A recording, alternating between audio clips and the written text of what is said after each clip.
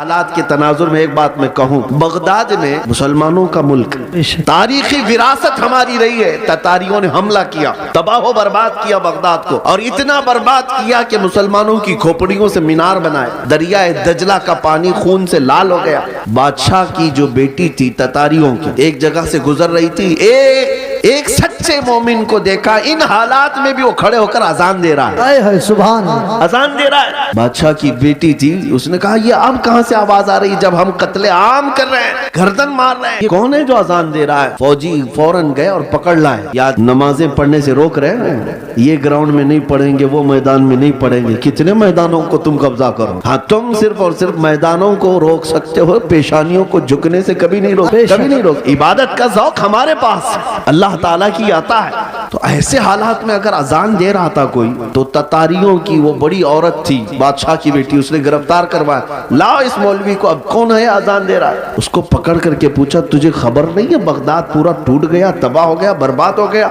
लाखों लोगों की लाशें पड़ी हैं इसी बुनियाद पर कि तुम मुसलमान हो, हम मार रहे हैं, और फिर भी तुम अजान दे रहे हो। उस नेक व सालेह आलिम रब्बानी ने कहा, हाँ सब नजर आ रहा है, लेकिन मुझे मेरा रब भी है, मेरे लिए मेरा रब भी है। दुनिया चाहे जो भी हो, जब तक मेरी सांस नहीं निकलेगी तब तक मैं अल्लाह अकबर कहता रहूं। अब सुनिए, उस खातून ने मुतासिर होकर के पूछा, अच्छा अल्लाह सबसे बड़ा है? अल्लाह सबसे बड़ा है? कहा हाँ अल्लाह सबसे बड़ा है। उसी की तुम इबादत करते हो? तुम अल्लाह की इबादत करते हो? लोग ये तुमको ताना मारेंगे, अगर तुम अल्लाह की इबादत करते हो तो अल्लाह तुम्हारी मदद क्यों नहीं कर रहा? यही उस ततारी औरत ने कहा कि तुम उसको अकबर कहते हो, फिर ये बगदाद में ये सब जो मरे हैं ये भी तो वही थे, ये भी तो वही थे, ये मारे गए, और हम लोगों को गलबा हासिल हो गया बगदाद पे। देखो ततारियों पर, वो जालिमों को अल्लाह ताला ने गलबा दे दिया, तुम्हारा खुदा ही दिया है। फिर ऐसा क्यों हुआ?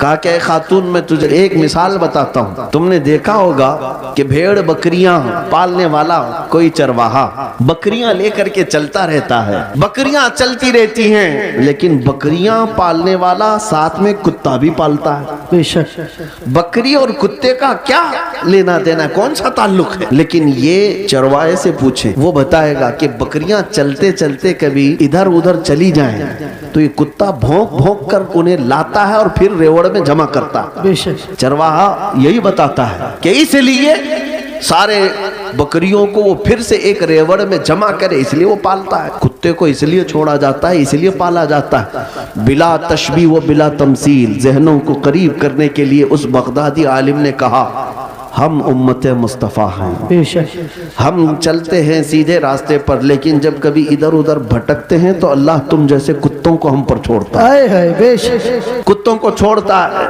ताकि तुम भौंक भौंक करके वापस सिराते मुस्तकीम पर ले आ सको। मेरे अजीजों, आज ये जिस कदर मजालिम हो रहे हैं, ये तुम्हें सीधे रास्ते पर इंशाअल्लाह एक न एक दिन जरूर लेके आए इंशाअल्लाह।